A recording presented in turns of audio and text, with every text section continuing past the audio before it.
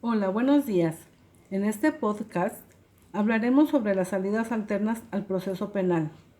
La reforma a la Constitución Política de los Estados Unidos Mexicanos del 18 de junio de 2008 ha buscado, entre otros fines, agilizar y hacer más eficiente la impartición de justicia penal.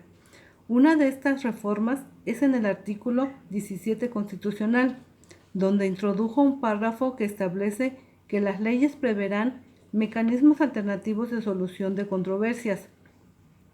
En la materia penal, regularán su aplicación, asegurarán la reparación del daño y establecerán los casos en los que se requerirá supervisión judicial. En segundo término, incluyó en el apartado A del artículo 20 la fracción 7, que prevé que una vez iniciado el proceso penal, siempre y cuando no exista la oposición del inculpado, se podrá decretar su terminación anticipada en los supuestos y bajo las modalidades que determine la ley.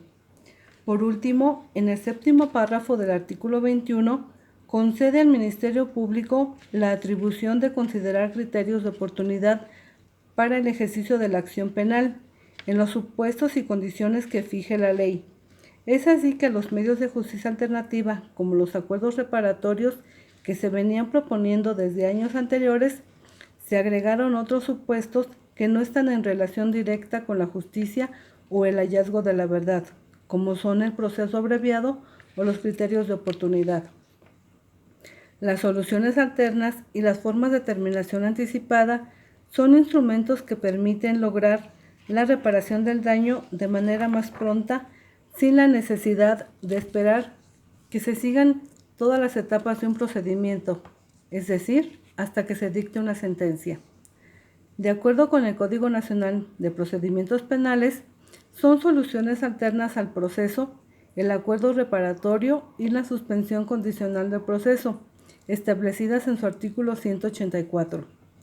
Los acuerdos reparatorios son aquellos celebrados entre la víctima u ofendido y el imputado, una vez aprobados por el Ministerio Público o el juez de control y cumplidos en sus términos, tienen como efecto la extinción de la acción penal.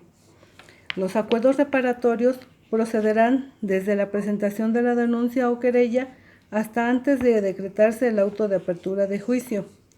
El Ministerio Público y el juez de control podrán invitar a las partes a celebrar un acuerdo reparatorio.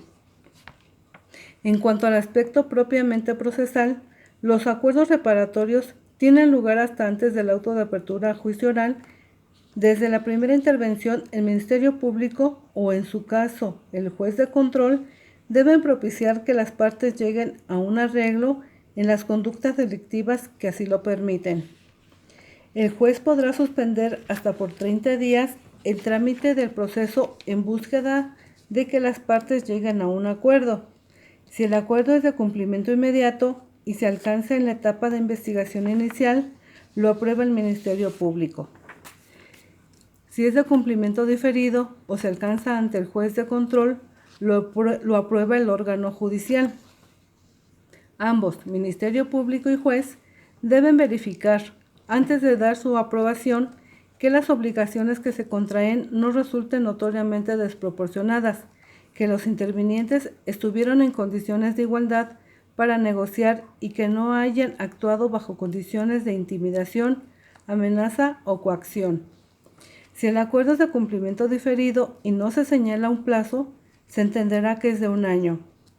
Si el imputado no cumple sin justa causa con lo pactado en el plazo establecido, el Ministerio Público lo hará de conocimiento del juez, quien levantará la suspensión del proceso, que continuará como si no se hubiera celebrado acuerdo alguno.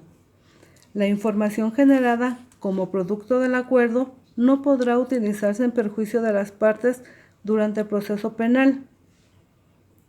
Esta disposición es fundamental para que el imputado tenga la disposición de negociar con la víctima o el ofendido sin temor de incrementar el riesgo de ser condenado. Una vez aprobado el cumplimiento del acuerdo, si es ante el Ministerio Público, éste declarará extinta la acción penal, y si es ante el juez, él decretará la extinción de la acción penal, resolución que hará las veces de sentencia ejecutoriada.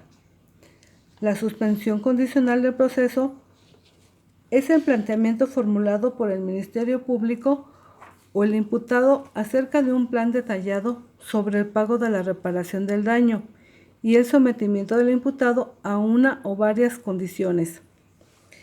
Puede solicitarse a partir de que sea dictado el auto de vinculación a proceso hasta antes del auto de apertura a juicio oral. Tiene como finalidad la reincorporación del imputado a la sociedad sin necesidad de recurrir a la imposición de sanciones.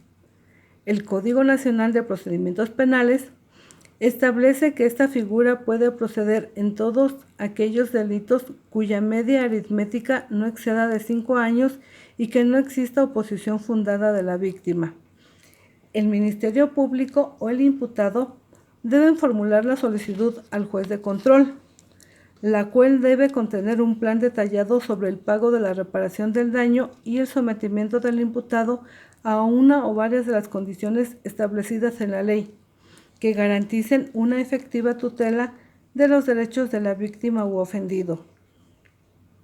El imputado se obliga voluntaria y unilateralmente a llevar a cabo una serie de conductas esencialmente previstas en un catálogo legal, con el objeto de superar las causas y circunstancias que directamente le influyeron para cometer el delito, supervisándosele en su cumplimiento, lo cual permite, mediante la aprobación judicial y la anuencia del Ministerio Público, suspender el proceso penal de manera condicional y por un tiempo no inferior a 6 meses ni superior a 3 años. La suspensión condicional del proceso interrumpe los plazos para la prescripción de la acción penal. El cumplimiento de las obligaciones del imputado da lugar a la extinción de la acción penal, pero si el imputado dejara de cumplir injustificadamente con las obligaciones contraídas o posteriormente fuera condenado por sentencia ejecutoriada por delito doloso o culposo, el juez de control, previa petición del agente del Ministerio Público o de la víctima u ofendido, deberá revocar la suspensión o ampliarla hasta por 2 años más. Una vez revocada la suspensión, no podrá volver a concederse. Indudablemente, la suspensión condicional de procesos representa economía en tiempo y recursos que le permitirá al Ministerio Público priorizar tareas en la persecución penal y combatir el rezago. Al imputado le evitará los efectos nocivos inherentes a un proceso penal y lo eximirá de la imposición de una pena privativa o restrictiva de libertad en la sentencia definitiva. Permitirá que su situación sea resuelta a la brevedad. A la víctima, este mecanismo procesal le significará la satisfacción de variados intereses a través de las condiciones que deba cumplir el imputado durante la suspensión.